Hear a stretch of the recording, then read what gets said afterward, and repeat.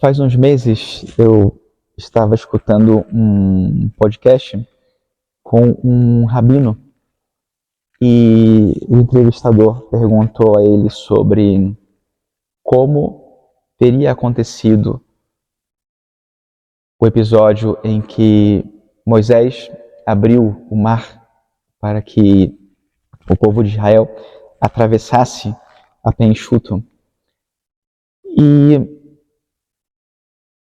E ele diz para o povo de Israel o que aconteceu realmente, o que essas palavras significam. Realmente Moisés abriu o mar e ele ficou seco, tinha um caminho seco na frente do povo. E a lógica disso é como é que Deus, que fez o universo e que colocou o sol e que fez as águas, não vai ser capaz de fazer algo tão simples quando abrir as águas do mar. Esse sentido de proporção é muitas vezes o que nós perdemos quando olhamos para o mundo sem fé, sem vê-lo com os olhos de Deus. E aí nós perdemos os detalhes, nós perdemos a capacidade de nos encantar com o que é extraordinário do que Deus faz tantas vezes, de um modo simples diante dos nossos olhos. Mas esse é o ponto, o sentido de proporção. Quantas vezes escutamos tentativas de explicação do que teria acontecido nesse evento e como, de repente, era maré baixa e como a ciência poderia explicar.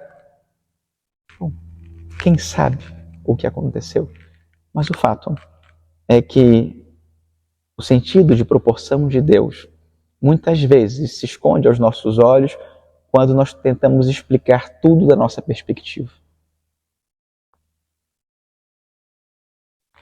Nós acabamos de ler 2 episódios em que se dá uma multiplicação dos pães. Primeiro, no segundo livro dos Reis, o profeta Eliseu, e depois nosso Senhor Jesus Cristo. O que existe de extraordinário? Que Deus multiplique os pães e faça que 5 pães de cevada e 2 peixes sejam suficientes para saciar a fome de 5.000 homens, fora mulheres e crianças. Qual o sentido de proporção? O que custa para Deus, que criou todas as coisas e é capaz de matar a nossa fome todos os dias sem que nos falte nada, e não falta alimento na face da terra para matar a fome de todas as pessoas, o que lhe custa transformar 5 pães no que seja necessário para saciar a fome dessas pessoas? O que custa? A lógica é que o que existe de extraordinário aqui não é a multiplicação dos pães. É o amor de Deus. É o carinho. Que chega até o detalhe. Eles têm fome. Tá bom, eu resolvo. Eles têm fome. Eles precisam atravessar o mar. 600.000 pessoas. Não, tudo certo, eu resolvo. Deus tem sua maneira de fazer as coisas muito diferente da nossa, sempre, ou quase sempre. Seríamos muito mais sábios e até justos, adaptando o nosso modo de olhar, de compreender, à proporção, ao sentido de proporção de Deus.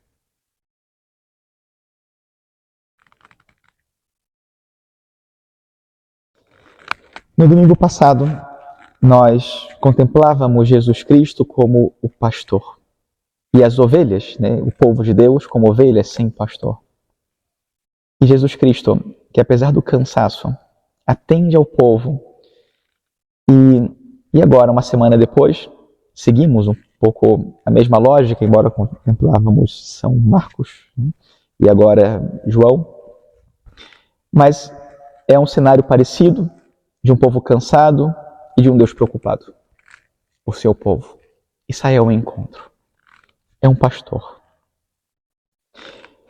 E a multiplicação dos pães é outro sinal evidente do amor sem limites de Jesus por seu povo.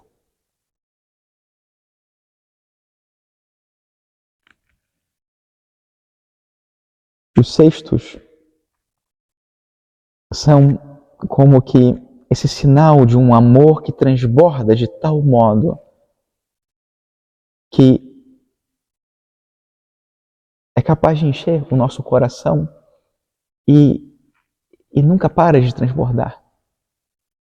Nós vemos um contraste muito grande entre a percepção de Filipe e de André,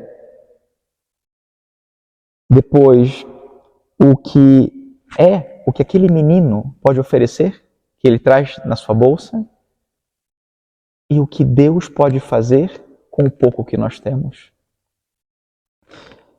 Mas aquilo que nós temos não é capaz de saciar a nossa alma. Mas a partir disso, Deus multiplica o que Ele coloca em nós e faz com que esse amor dele preencha o nosso coração, a nossa alma. E nós tantas vezes queremos encher a nossa alma e encontrar segurança na nossa vida com o pouco que nós temos. E Deus diz, me dá o seu pouco.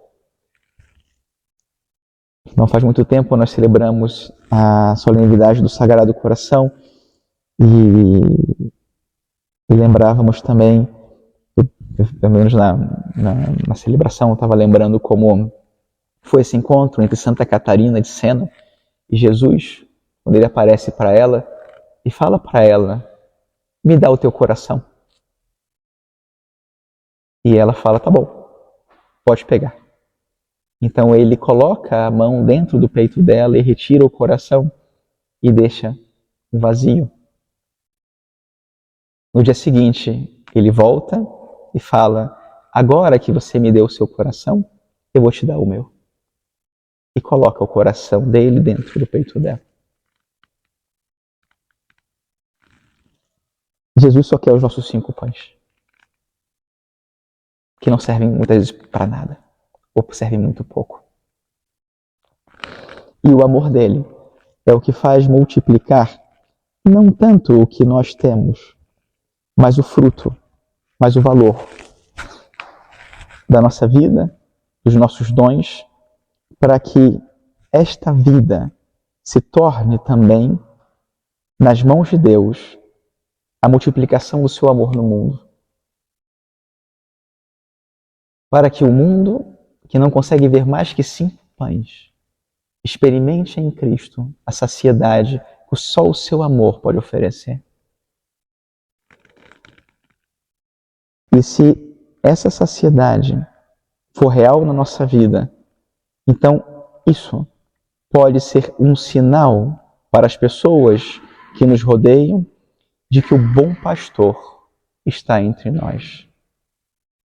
E que ele nos atende, e que ele nos guia, e que ele nos cura. E uma experiência necessária desse amor do bom pastor é precisamente a que nós viemos viver aqui hoje. Do pão eucarístico.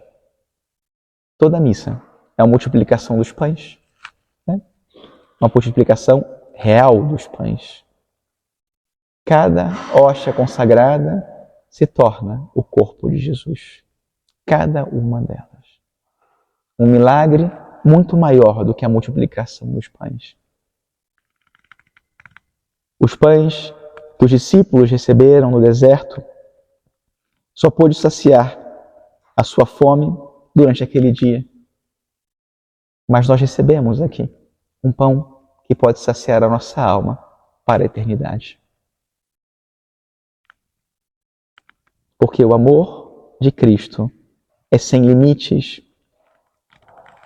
E isso não é um romanticismo, isso é a verdade.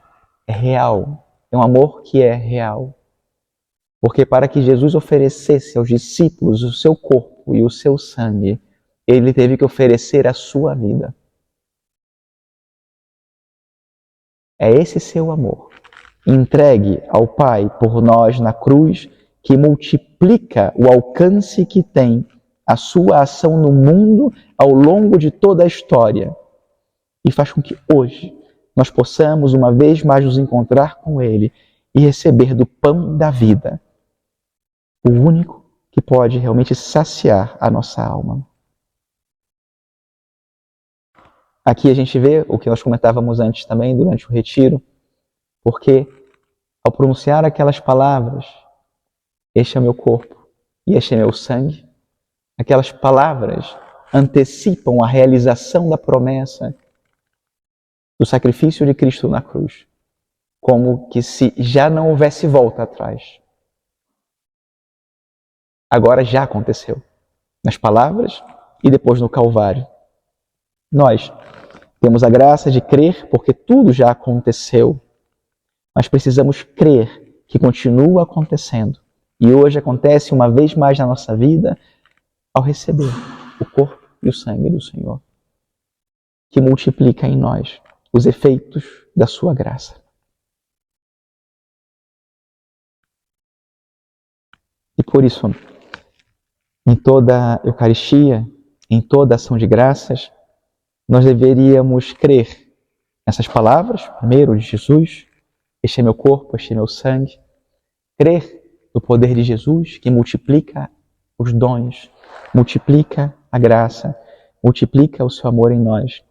E também realiza aquilo que diz Santo Agostinho, que diferente de todos os alimentos, a Eucaristia não se transforma naquele que recebe o alimento, mas transforma aquele que recebe no próprio alimento, no próprio Cristo. E por isso, a ação de graças é um momento tão importante para agradecer, para abrir o coração para a intimidade com o Senhor, mas sobretudo para silenciar, para que a palavra de Deus, que é aquela que tem o poder de transformar a nossa vida, termine de realizar em nós tudo aquilo que ela significa. Louvado seja nosso Senhor Jesus Cristo.